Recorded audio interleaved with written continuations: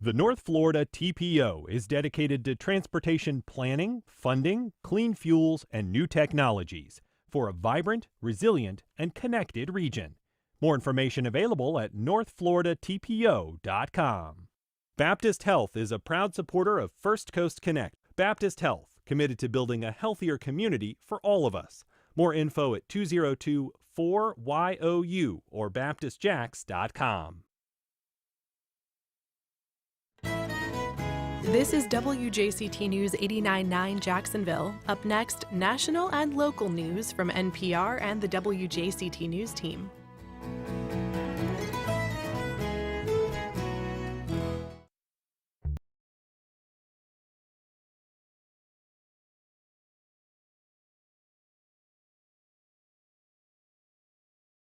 Good morning. I'm Ann Schindler. On today's First Coast Connect, the soaring cost of childcare. We ask members of a new city task force what they plan to look at and what solutions they'd like to see.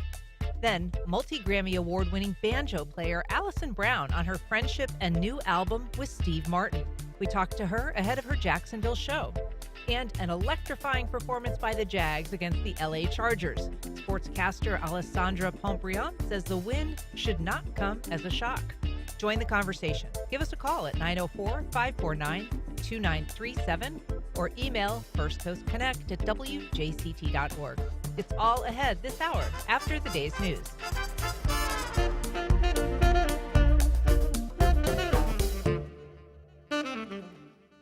Live from NPR News in Washington, I'm Corva Coleman. Temporary flight reductions at major airports have been lifted as more air traffic controllers return to work. NPR's Joel Rose reports commercial aviation is now back to normal after the federal government shutdown. The Department of Transportation and the Federal Aviation Administration say airlines can resume normal operations at dozens of major airports. The FAA said those restrictions had been necessary to keep the airspace safe, as the agency grappled with widespread staffing shortages of air traffic controllers during the government shutdown.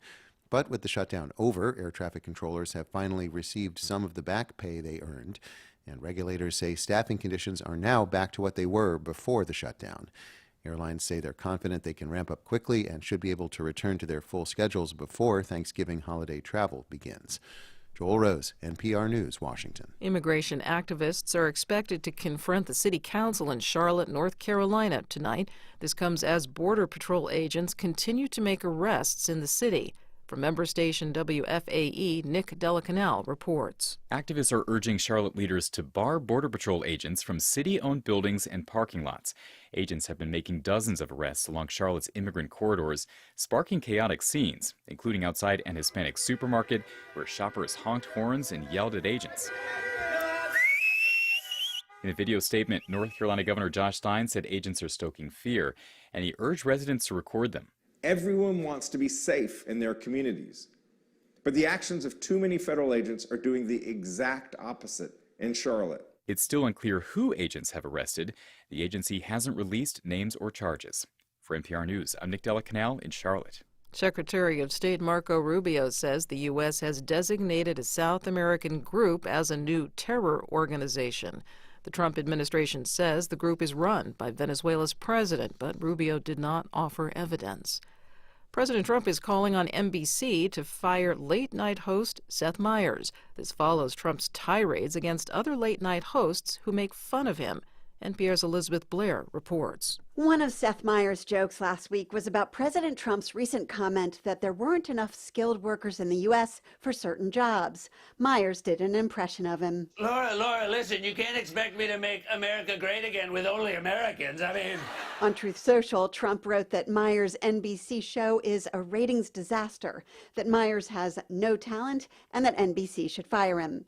Then Brendan Carr, chair of the Federal Communications Commission, reposted Trump's post on X. Former Congressman and free speech advocate Justin Amash posted on X, the government shouldn't be pressuring companies with respect to late-night hosts, comedians, or anyone else. Elizabeth Blair, NPR News, Washington. This is NPR News. Good morning. You're listening to WJCT News, 89.9 in Jacksonville. I'm Stephen Ponson. It's 9:04. The Florida Department of Transportation is scheduled to have lane closures along I-10 during the day in the Baldwin area this week.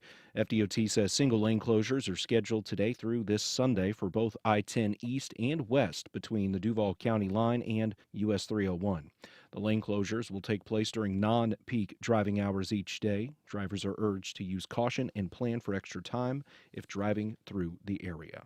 An eagle nest in southwest Florida that millions have watched over the years is again drawing attention. Mike Braun reports. The breeding pair of American bald eagles in North Fort Myers have continued their family. An egg has been confirmed at the Bay Shore Road nest of F23 and M15. The 2025-2026 season is the 14th for the Southwest Florida Eagle Cam that has been watching over the nest, and the third season for the two raptors as a mated pair. Last year's season ended in tragedy after the two adult eagles contracted avian flu. They overcame the affliction but lost both their eaglets to the deadly disease in the spring of 2025. The website that keeps watch over the nest is now open and available for viewing. This is Mike Braun. Beautiful conditions to start the work week here in Northeast Florida. Mostly sunny skies. It'll be dry and temperatures will be in the mid to upper 70s for inland areas, lower 70s along the coast. There is an elevated fire danger today due to the dry air and low humidity levels. Overnight, lows will get down into the upper 50s. Support for NPR comes from NPR stations. Other contributors include the Doris Duke Foundation, which aims to support the well-being of people and the planet for a more creative, equitable, and sustainable future. And listeners like you who donate to this NPR station.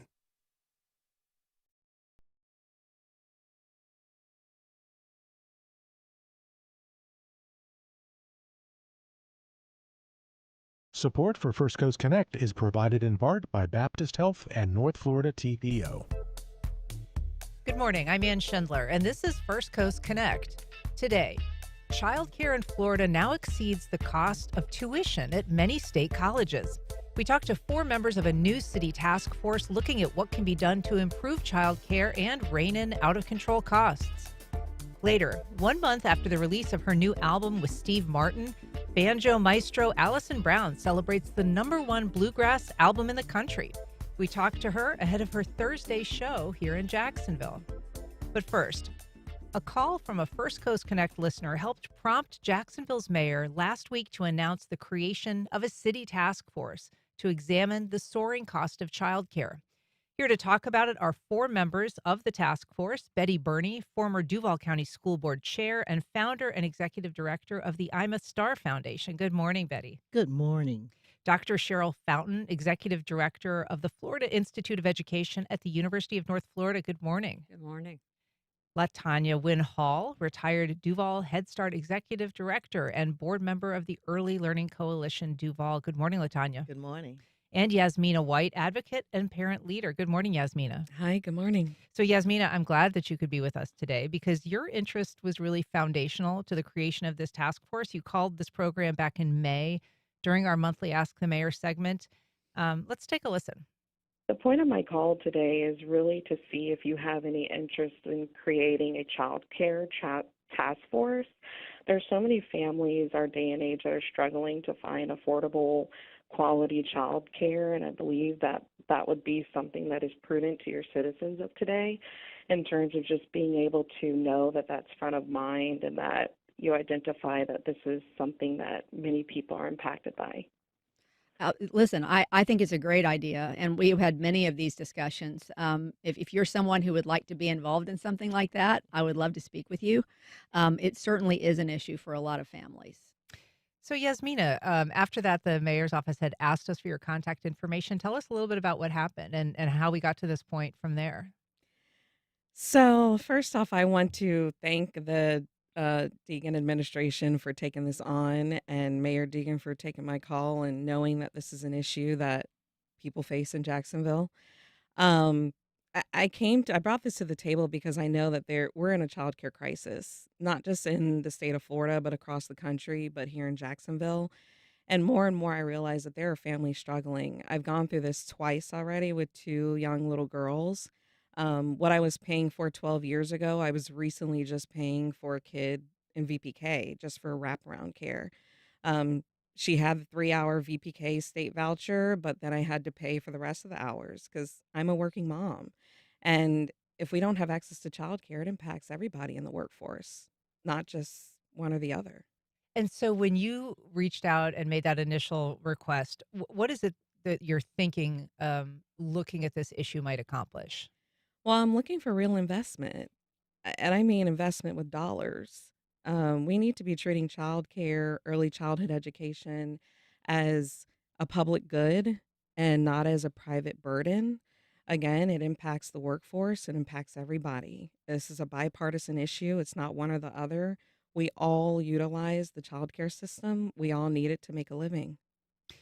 Latanya, I want to ask you and put some numbers to this to kind of get the conversation going. We know that in Florida, parents are just spending an incredible amount on childcare.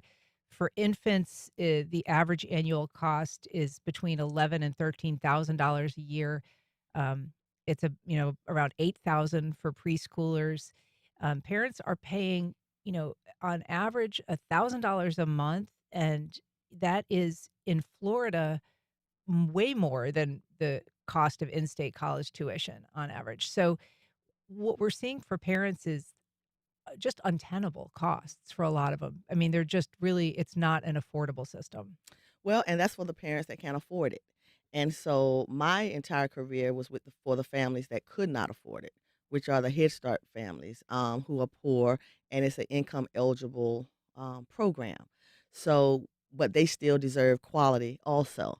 So when you look at those child care rates, which I cringe when I say child care because it's early childhood education, um, that is, you have to have a workforce to pay for that quality for those ones that are paying the $1,000 a month.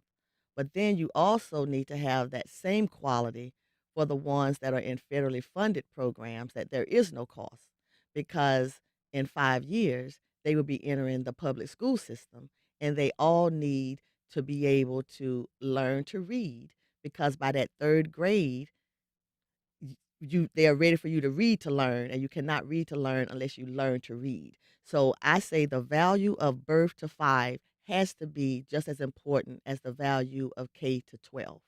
And what in your career was the disparity or the perceptions of disparity between, a paid early education and some of the programs that were federally funded? Was that a problem?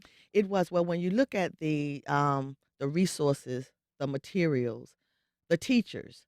And so when Head Start mandated that the teachers had to have, an AA degree or a BA degree, you have to pay for that. Where when I first started, it was just a child care CDA Development Association credential. So once you start mandating degrees to get the quality of teaching, then you have to pay them a working wage where I would have teachers to say, I can work at Walmart or Amazon and make more than what I'm making here with all of the expectations that are of me in the classroom. So it's a early childhood education issue, but also a workforce issue. And Betty Burney, what is it that, I mean, people, she mentioned wages, and that is a real thing. We know that the wage disparity between the average child care employee, they're paid on average about $16, $17 an hour. Other occupations is closer to 30 when you're kind of mixing in on average. And so that is a huge disparity. What does that do to, first of all, just the availability of child care and parent choice? Before I answer that, I have to say kudos to Yasmina for getting this started, and kudos to the mayor for listening because it makes a huge difference. The major issue that I see, and especially coming from a school board background, is that if we're unable to get a trained workforce through the school system also, because we can do a lot of things through the school system. We have some of the supports there, but if we're unable to get a trained workforce, what we're going to actually end up with is a system where you can't find teachers for the vast amount of children that we have. We already heard while we were in the task force meeting that there is a demand, the number of people the number of children far exceed what is available. But a lot of the unavailability has to do with the fact, as Latoya said, you cannot find the workforce sometimes because it's easier to go to somewhere else to do it. And for parents who are living in this environment right now, Cheryl, I mean, as LaTanya says, there's kind of childcare and the need that exists around just what working families have to have, somebody to take care of their children. And then this shift towards early childhood education. That's something that the state really took up a few years back when it instituted its VPK program, its voluntary pre-K education program. Why is that not a solution in this case when we're talking about early childhood education? Right. I think the shift from childcare to early learning is huge. It's a cultural shift. It's changing a mindset. And that is not only changing the mindset of those of us who work in that system, but it's also changing the mindset of the public and businesses. What I see happening is a shift is being made. The Jacksonville Civic Council, for example, which is made up of business people, took on, or still taking, hasn't solved it, early learning, quality early learning as an issue. The challenge that we have with where we are is that the shift actually started in Florida with Governor Jeb Bush when we passed what was called the School Readiness Act. And it formally shifted the name from child care, which was housed in children and families, to early learning and created a separate sector. That was monumental in terms of a shift in policy. Unfortunately, there was not a shift in funding to match the shift in policy. So we have what happened in that shift. We ended up with a very fragmented system, both in funding and in quality. And it's a historical antecedent. And in order for us to now get to the 21st century, we need to shift. And if we believe, which we have a lot of lip service for, that education is important, then we also need to then make a shift in, thank you, ma'am, for funding so that, in fact, the children, all children, irrespective of which neighborhood they live in, have access to quality. If our children do not, and the birth to 5 is the most critical time for brain development. 85% of our brains are developed by age 3, 90% by age 5. If our children enter school unprepared, which now we have about 50% of our children entering unprepared, then the gap widens as they enter kindergarten. And it's manifested when you look at the grade 3 reading scores, where we have, last spring, we had 18 elementary schools where 75% of our children could not read at grade level. If you're just joining us, we're talking to 4 members of the newly created Child Care Solutions Task Force. If you are paying for child care or have suggestions for the task force, you can join our conversation by calling 904-549-2937. You can email firstcoastconnect at WJCT.org, or you can reach out on Facebook, Instagram, or X at FCC On Air. We've got a call from Richard in downtown Jacksonville. Good morning, Richard. Go ahead. Hey, thank you so much for taking my call. Thank you for this task force. Betty Burney, I love you dearly. I've been obviously aware of your work for years. My wife and I, when she was pregnant with my son, this 26 years ago, we measured up the cost of childcare, and it was cheaper for her to stay home and raise our 2 children, and she was a stay-at-home mom for 4 years. And that was 25 years ago. We are in the exact same situation. Earlier, one of your guests mentioned about how Governor Bush changed the title, and we get a lot of lip service from our politicians. Task force, change the name, and then we turn around and we cut taxes. We just had $13 million flushed away from our budget under the guise of lowering property taxes, and now we're talking about child care. If we had invested that same $13 million in child care, knowing that child care early investments return, 16 times, that's like $208 million. We definitely need to change this conversation from lowering taxes to invest in our children. And if we can start getting politicians and leaders who see that, I think we'll begin to start seeing a real cultural shift. Richard, thanks for your comments. I appreciate it. One of his comments, and I've heard this, and it's something that I experienced in my own career, is sort of this calculation. Is it worth it to pay for childcare, or should a parent, if they have that flexibility, consider staying at home with the child, or shifting their schedule in some way so that they're able to kind of balance childcare with a family member and not pay for it. But of course, that is not without cost, Yasmina. And, one of the costs is career advancement for women if they're the ones who decide that they're going to take that step back. It's Social Security when they're older and wages that they didn't earn and then are not paid out. It's, all kinds of opportunities that could lead to additional economic security. And it's a cost for just kind of productivity in the workforce. So while people are making that calculation on their own level, it is something that comes with a variety of other costs down the way. Mm-hmm.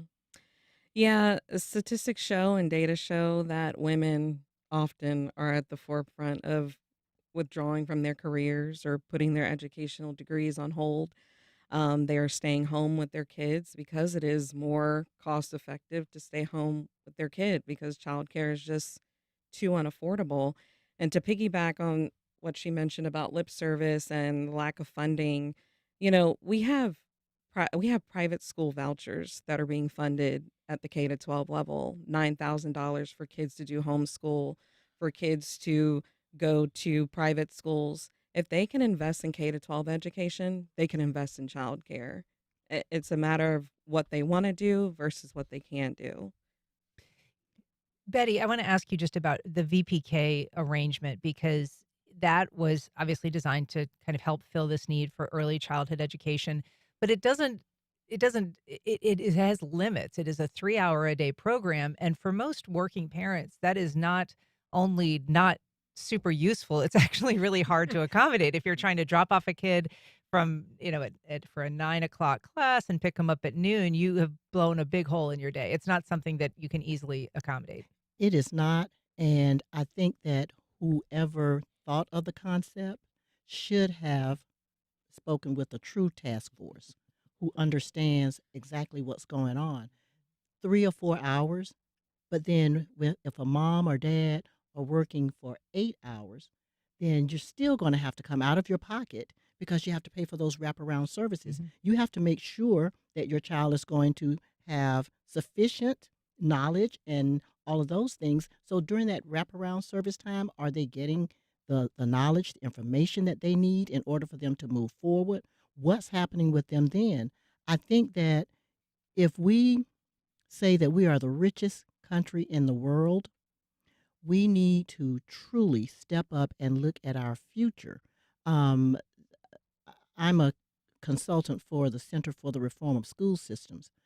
There was a city in Texas called Spring Branch. The reason that they boosted all of their academic achievement is because they literally looked at early childhood learning and found out what the jobs were going to be 20 years from then, and they worked their children through that system. But they had an excellent early learning system, and we have to do that. We're going to just have to bite the bullet. The late James Baldwin said, "For these are all our children. We will either pay for or profit by what they become." LaTanya, I wonder if you think that the tide is turning in any way. I mean, we've seen with the recent election of the new New York mayor, Zohran Mamdani, he ran in part on a pledge of universal affordable child care. We've seen in New Mexico that they have started subsidizing, in addition to college tuition, child care, and that's going to vary a great deal in terms of what it costs. I think in New Mexico, they think it's going to cost around $600 million to pay for early childhood education. In New York, it's closer to $6 billion a year for that same thing. So obviously costs could be enormous. Is that the kind of thing that you would like to see come out of this task force that you're working on? anything good that comes out is a benefit. But I'm sorry, I have to get the VPK was started for the working home moms to give them a break. So just let me say that. Okay, so that's why the 3 hours. Give these stay at home moms a break for 3 hours. That was VPK. That is not what VPK is for. It's for working moms, not stay at home moms that need a 3 hour break. So, but with that, at least there's a start. Interesting. So you think that this was sort of started more as like a Yeah, kind of a 3 benefit three for 3 hours for stay-at-home more moms affluent to give them a families. break for Mhm. 3 hours. And Yes. what do you base that on? Well, I mean, I don't even Yeah. recall that debate, but Well, when you've been, I guess I've been in it for over 30 years. So when you know the history and when you know just that's how it started. That this conversation started. And so stay at my home moms need a break. And so, 3 hours is a good break. okay. And then it just shifted into voluntary pre-K, which is the 3 hours. And you can't learn, especially birth to 5, in 3 hours. In 3 hours. So the fact that New York and I applaud them, I commend them, but it has to be universal everywhere and for all children. And that's why I keep saying all children. It's like I have told every superintendent that I have had the privilege to speak to since I've been here for 30 years is that they're coming to your schools. They're coming to your school. No matter what neighborhood, no matter across the bridge, across the railroad tracks, they're coming to your school. Please make sure all children are prepared. And quality is the word. No more big mama's house. No more babysitters. No more childcare. It's early learning to prepare for lifelong learning for all children.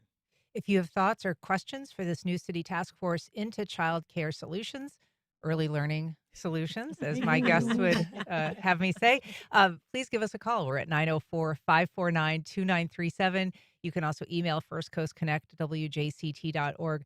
Cheryl, I want to ask you just about, there is actually some historical precedent for childcare, and it dates back to World War II. There was something called the Lanham Act, which during, the build up to World War II, and when women were required to be in the workforce, the federal government said, hey, let's find a way for these women to be able to accommodate work. Correct.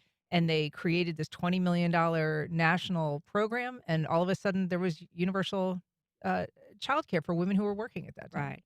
And that's the and then when World War II ended, so did that program. So it did not continue. It resurrected, and it was a workforce issue, actually, in 1960 with President Johnson's War on Poverty. That's actually where Head Start had its antecedents. And it was considered a workforce issue and a health issue. That's why it's in the Health and Human Services at the federal level. It's not in education. And what brain research and cognitive science has taught us over the last 50 years is that the most important investment we can make for the future success of children is birth to 5, and then 5 to grade 3. Without that continuum of learning to read, which is a prerequisite for mathematics, for science, for computer science, for any imaginable career, or what AI will end up helping us figure out, is reading. And reading is not in front of a computer. So you have to go to what the research says works best for young children. And best for young children is experiences, high quality conversations with teachers, building vocabulary, building their language skills, which means you're reading to them through shared reading and interactive reading. That is the kind of experience that then prepares them when they get to kindergarten, where formal reading actually begins. So what reading science tells us is there's 2 big clumps. Clump 1 is language, and clump 2 is the skills that you need in order to read. You got to have both. And we're missing out by and large with our birth to 5 students in the language comprehension, concept development, background knowledge, and having conversations and experiences. Children learn through their five senses, not through just sight. We've got a call from Neil in St. Augustine. Good morning, Neil. Go ahead. It's Nell. I'm sorry, Nell. Go ahead. No problem. I married a European and lived in Europe for 32 years, and our children were born in Germany, but we moved to Belgium, to Brussels, in 1980. And I was very surprised to learn what they do with their children, because a lot of the Belgian women need to work. Certainly at that time, both of the parents really needed to work. That once the child was born, the mother would get 6 weeks off before the birth and 6 weeks off afterwards. If they did not have another way to take care of the child, they had a system where the children went into a creche, and they were there up until the age of 2.5. At 2.5, they went into the maternelle, which I guess you'd sort of call preschool here. And my children were in the system from the ages of 2.5, 3.5 for my son, and later from 2.5 for 8 years in the Belgian school system. And the nice thing is that the mothers didn't have to worry about, what am I going to do? There is a system that's there. Everything was sort of state run. Of course, Belgium is not a huge country. But the thing is that they cared about the children. In addition, there were also payments that if you had children, you would receive a monthly stipend of, I can't remember exactly how much it was, because of the fact that you had children. So they certainly cared about the family and the children, and it would be lovely if the U.S. and certainly if you're looking at the local level, that Jacksonville could look at that as well. No, thanks so much for sharing your experience. We also have an email from Ricardo. He says, first of all, congratulations to Yasmina for taking the initiative and staying involved. She is a model of good citizenship. And kudos to the mayor for responding by putting together this task force of what appears are exceptional leaders. Love to hear about solutions and not only problems. Betty, I want to ask you what your thoughts were when you were asked to join this task force. I mean, obviously you bring a very rich background in early learning, formal schooling through the Duval County school system, but also your advocacy on behalf of young people in Jacksonville for many years. The minute that I received the email, I responded right then, yes, because I've seen what happens when children do not get that formal learning from birth to 5. That academic achievement gap is real. And it starts there and it just widens because the children are coming into a system where they're already behind. One of the reasons that I started the I'm a Star Foundation is because when I would go from school to school, there were some children, if I walked into those classrooms, they were reading like wizards. There were others who were struggling. And that shouldn't be, because we are educating what is called the Google generation. They have been dubbed as perhaps the most innovative and creative ever. So why is it that we have some kids, some schools, some places where children can barely read, let alone comprehend what's going on? And so I'm happy that this task force says 90 days, which means we have 90 days to get to work and 90 days to truly come up with something. I was elated when I went into the meeting. I got out of the meeting, called my sister, and said, of all the meetings that I've gone to, and I've gone to many, this was the best one. Cheryl, I want to ask you that same question because, like Betty, you have been in education and looking for education solutions for decades. Yes. 3 decades, probably. Yes. That's a good statement. Yeah. And so, there have been periodic initiatives, enthusiasm, support, and a lot of times, a task force ends up with a report on a shelf somewhere. Most times. Yeah. So what makes you optimistic, willing to join this effort, and hopeful that it will achieve something? I am too with Betty. I have served on many task force, and I can look at many reports that have collect dust. Where I think Jacksonville is right now is at a nexus for possibility. We have a mayor who is supportive, which is one of the first things that we need. We have in our city, which is unlike many cities, uh, the major uh, early learning agencies have a long history of collaboration. The Kids Hope Alliance, the Early Learning Coalition, FIE, United Way, DCPS. There's a long history of them working together, which in many cities they argue with each other. So we have a mayor, we have that. For the first time, we have real strong support from the business community, from the Jacksonville Civic Council. And there is a member, we should say, of the Civic Council on this task force. But the Civic Council, for people who aren't familiar, is Yes. kind of a coalition of leaders and business leaders and thought leaders, and kind of often very influential in political Correct. change. And their goal is to make Jacksonville the destination of choice.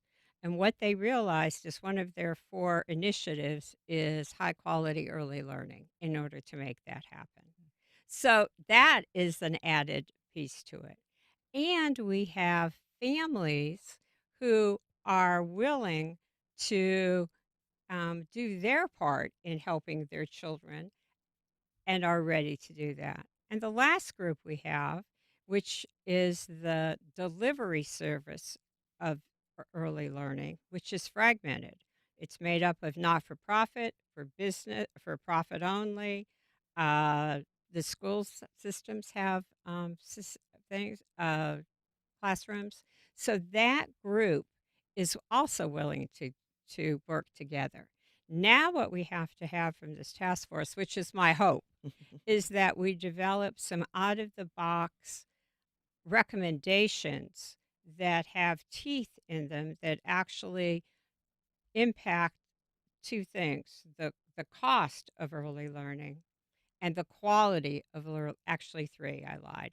The cost of early learning, the quality of early learning, and the access, so that it's true in all neighborhoods across our city.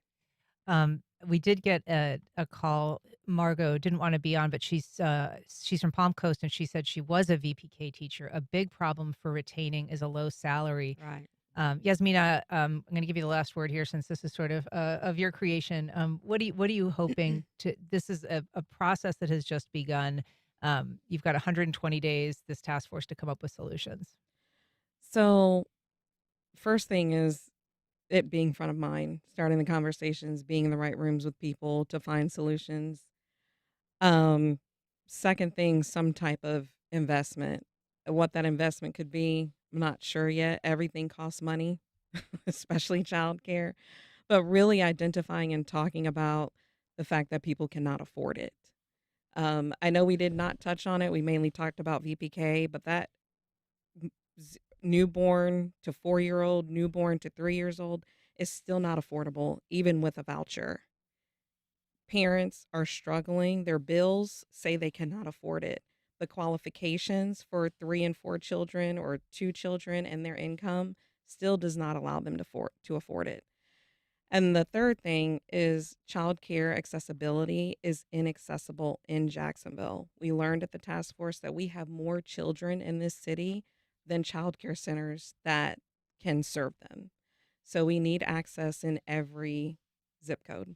All right. Well, we're going to have to leave it there. Dr. Cheryl Fountain, Betty Burney, Yasmina White, and Latanya, I have your last name in there. Winhall. Winhall, I'm sorry. It wasn't in my script. I apologize. And I know you're going to work on changing the name of that task force from Child Care Solutions to something else. We'll see what it ends up. But thank you so much for being here. Thank you Thank so you. much for Thank having you. us. Thank you. All right. Up next, multi-Grammy award-winning banjo player Allison Brown on her friendship and new album with Steve Martin.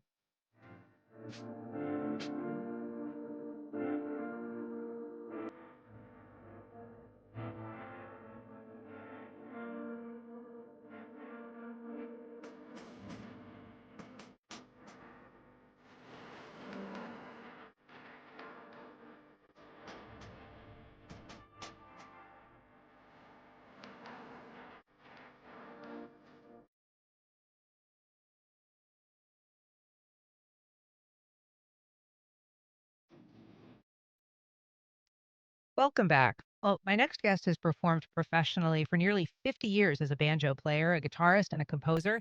Her musical partners have included everyone from Bela Fleck and Alison Krauss to the Indigo Girls and Vince Gill. And she's won Grammys and nominations alike for both her solo work and her musical collaborations. Most recently, she released her debut album with longtime collaborator and friend, the comedian and accomplished banjo player Steve Martin. We caught up with her last week ahead of her Jacksonville performance of the Alison Brown Quintet at Intuition Aleworks. Let's take a listen. Alison Brown, thank you so much for being here today. Well, thank you so much for having me, Anne. So this album just came out on October 17th. It's already the #1 bluegrass album in the country. So first of all, congratulations. That's great news. Thank you. Thank you very much. And talk a little bit about the album itself. It's called Safe, Sensible, and Sane. First of all, where'd the name come from? Well, that's a great question. It came from a lyric in one of the songs that's on the record.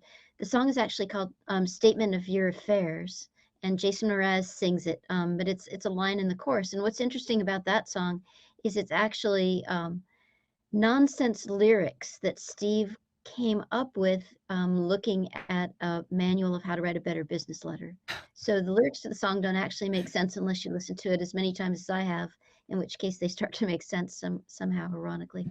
But that's where the title came from. That's great. And this is not your first collaboration with Steve Martin. You all have done performed songs previously, but this is your debut collaborative album.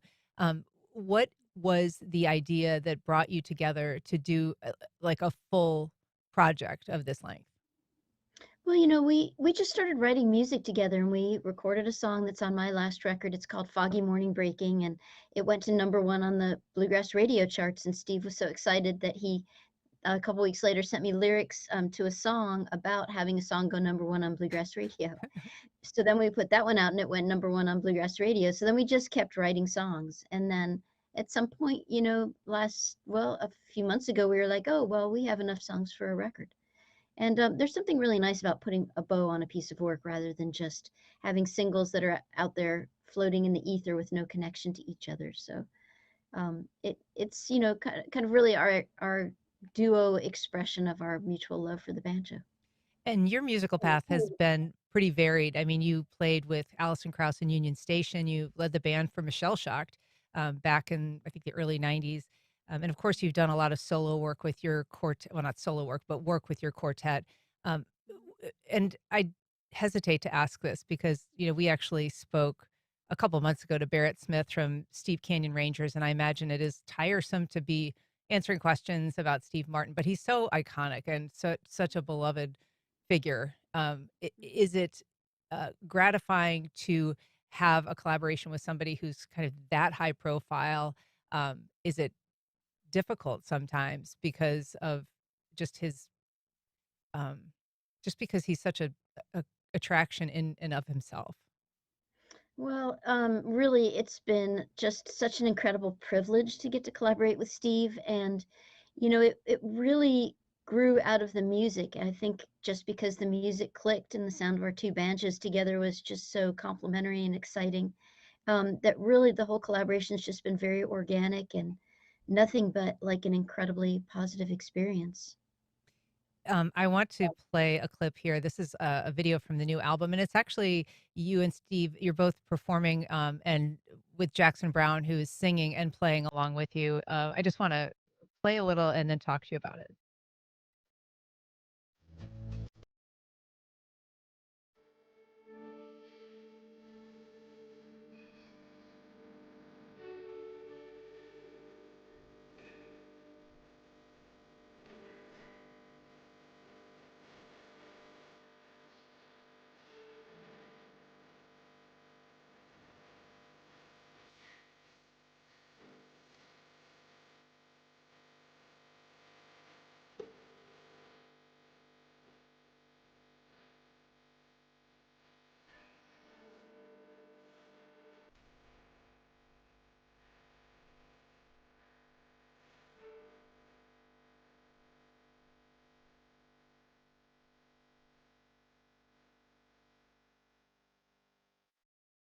So for folks who are watching this on our live stream, Allison, there's some just darling pictures of the three of you as, much younger people. It's a very sweet song. It's called Dear Time. How did you choose Jackson Browne as a collaborator? How did you choose the other vocalists for this album?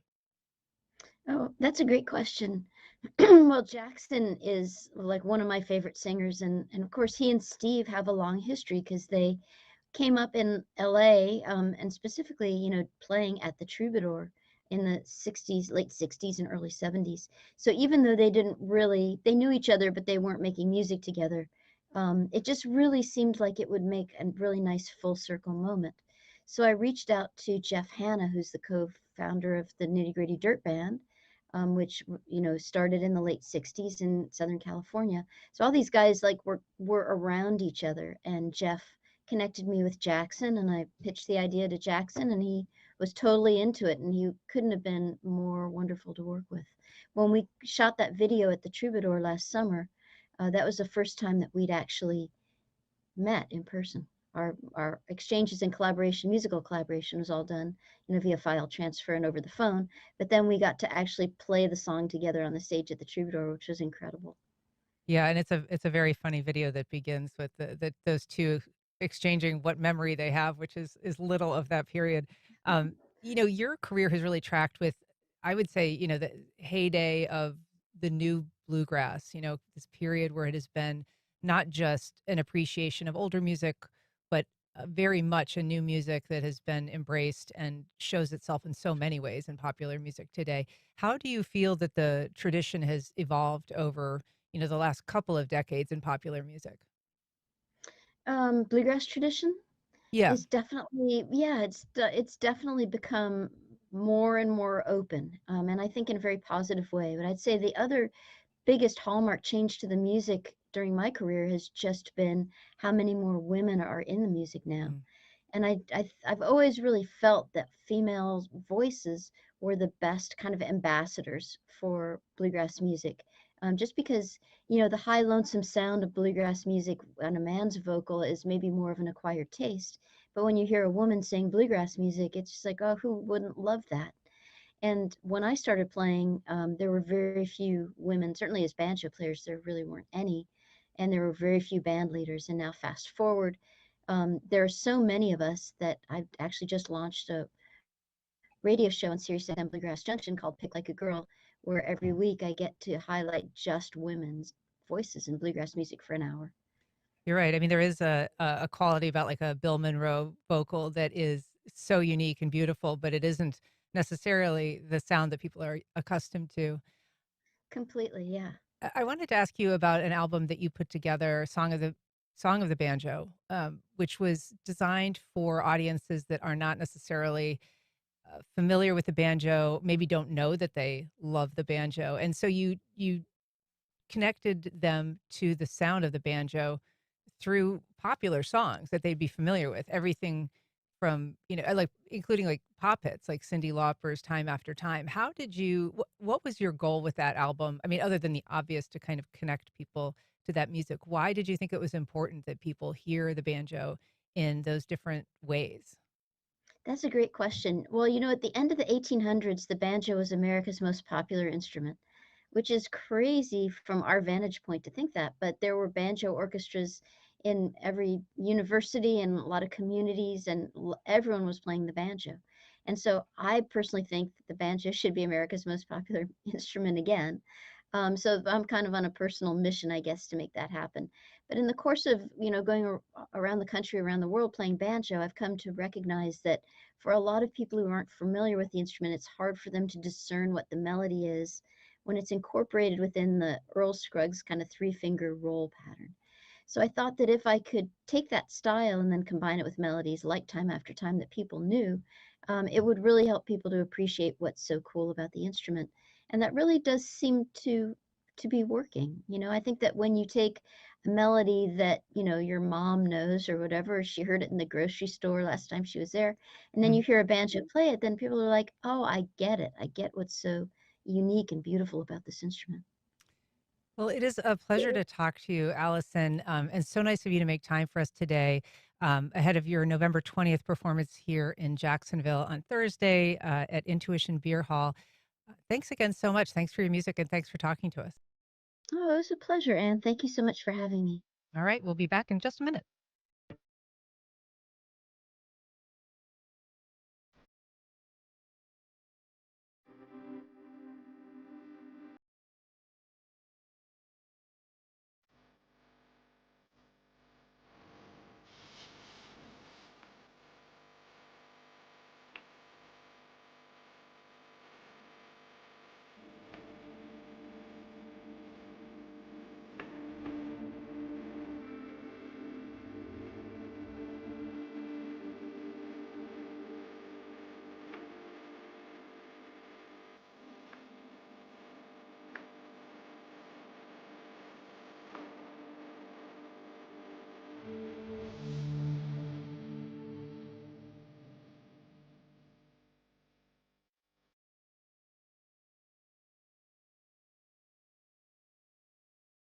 Carol Hogan Law.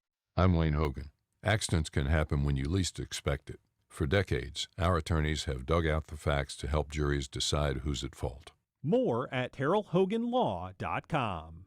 One Jacks presents its annual Interfaith Thanksgiving Gratitude Service, Thursday, November 20th from 6:30 to 7:30 p.m. at Palms Presbyterian Church, accepting donations of non-perishable food items to help others. Registration online at onejacks.org. WJCT Public Media invites you to a special screening of Gilda as we celebrate Noir-vember, Wednesday, November 19th. Come out of the shadows and enjoy our cash bar, popcorn, and Gilda. What did you say to him? I just told him if a man answers, hang up. Doors open at 6:30, film screens at 7. Visit WJCT.org/film for tickets. 3 years ago, Iranian police arrested a young woman for not wearing her hijab in public. She died in custody. Today, thousands of women across the country are openly defying the law despite the risks. This new generation realized that there is no way to reform this regime, and they decided to live whatever they want. They are more brave than us, and they are paying for the expenses. That's on the next On Point. Today at 11, here on WJCT News 89.9. The longest shutdown in American history came to an end this week. 8 Democratic caucus members broke with the party to pass a spending bill. Democrats across the country attacked the move, claiming the defectors ceded a winning hand to the GOP. Fractures within the Democratic Party and how a new generation of lawmakers sees the way forward. Next time on 1A. Today, starting at 10 on WJCT News 89.9.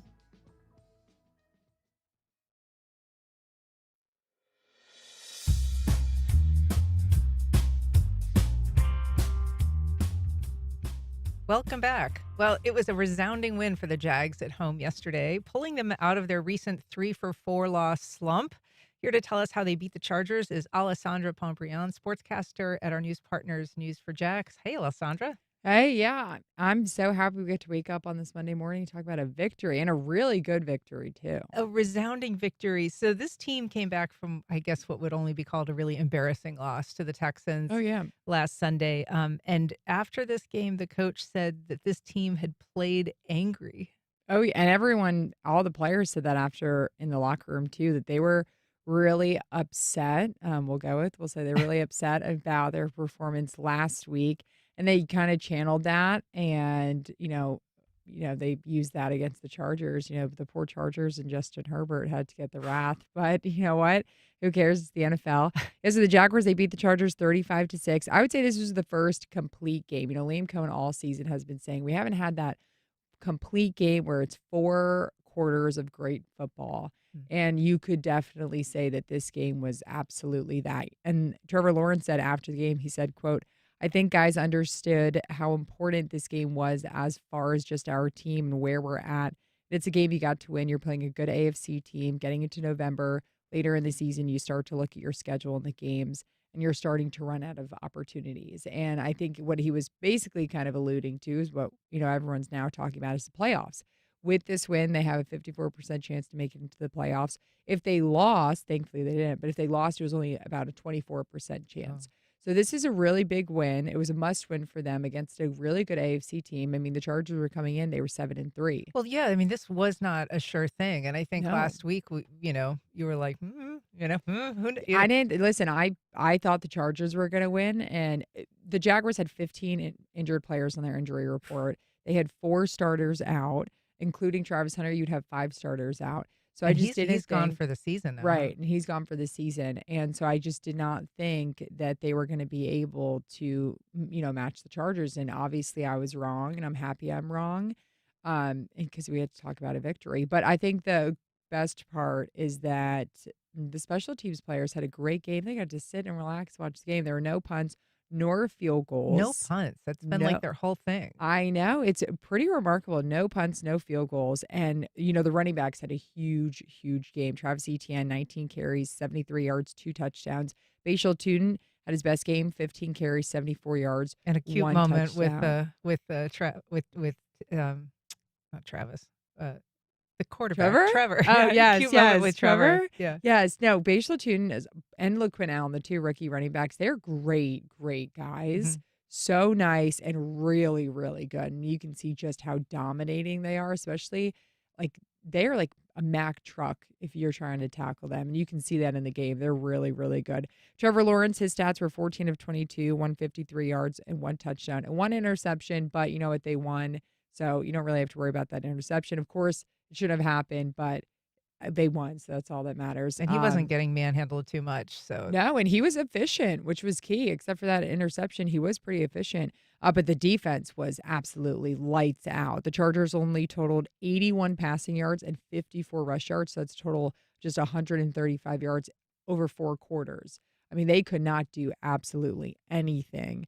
The Jaguars' pass rush was evident. We've all talked about this all season. Where's Josh Hines-Allen? Where's Trayvon Walker?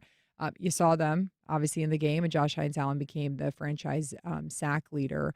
So, which is such an awesome moment for him. After the game, he was really appreciative that he got that, and he had to be in the record books. And his 56th career sack, was that what yeah, it was? he just beat Tony Bracken's record. That's huge. Yeah, no, this is really big for him. He was really appreciative, and I think he kind of said it after the game. Now it's kind of like a sigh of relief. Okay, we got it. Everyone's been talking about, when are you going to get this sack record? When are you going to get? Now he finally got it. Now he just gets to add to it, Right. And make his, legacy here even more remarkable. But they're, injuries still piling up. I mean, yeah.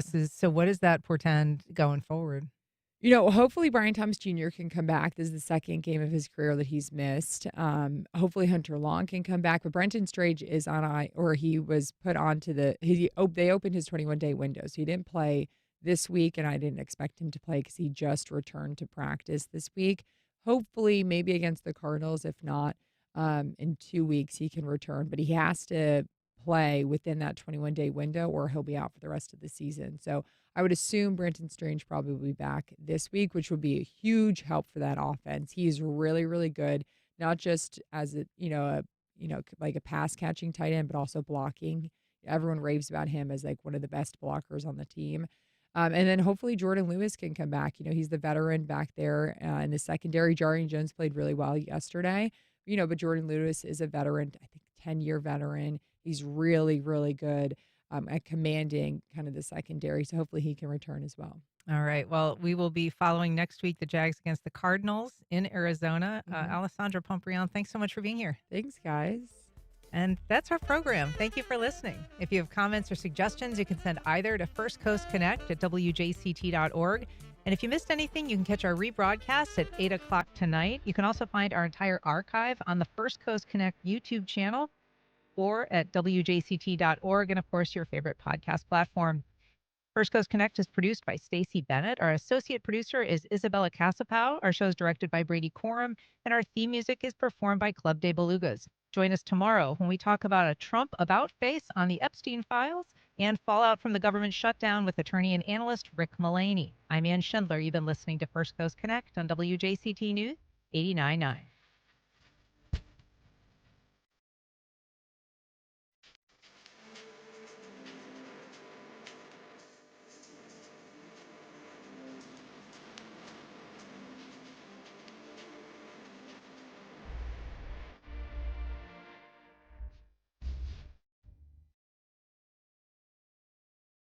Support for First Coast Connect is provided by Baptist Health and the North Florida TPO. The North Florida TPO is committed to shaping our transportation future. We're focused on planning, funding, clean fuels, and new technologies for a vibrant, connected community. Learn more at northfloridatpo.com. Baptist Health is a proud supporter of First Coast Connect. Baptist Health, committed to building a healthier community for all of us. More info at 202-4YOU or baptistjacks.com. Tidbits, family owned and operated since 1985. 4 locations, Bay Meadows, Hendricks, Mandarin, and now Fleming Island. Menu items include fresh sandwiches, salads, and soups. Open Monday through Saturday. Online ordering and menu at clarastidbits.com. This is WJCT News 89.9 Jacksonville. Up next, national and local news from NPR and the WJCT News team.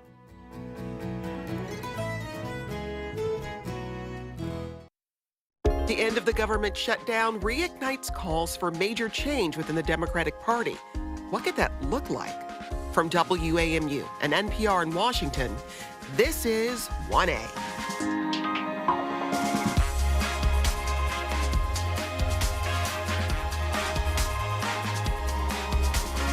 Hi, I'm Jen White. And I'm Todd Zwillick. 2 questions have roiled the Democrats since President Trump regained office. How hard should the party fight, and who should lead that charge? Progressives and younger Democrats say now's the time for new leaders to take over from party elders. After 8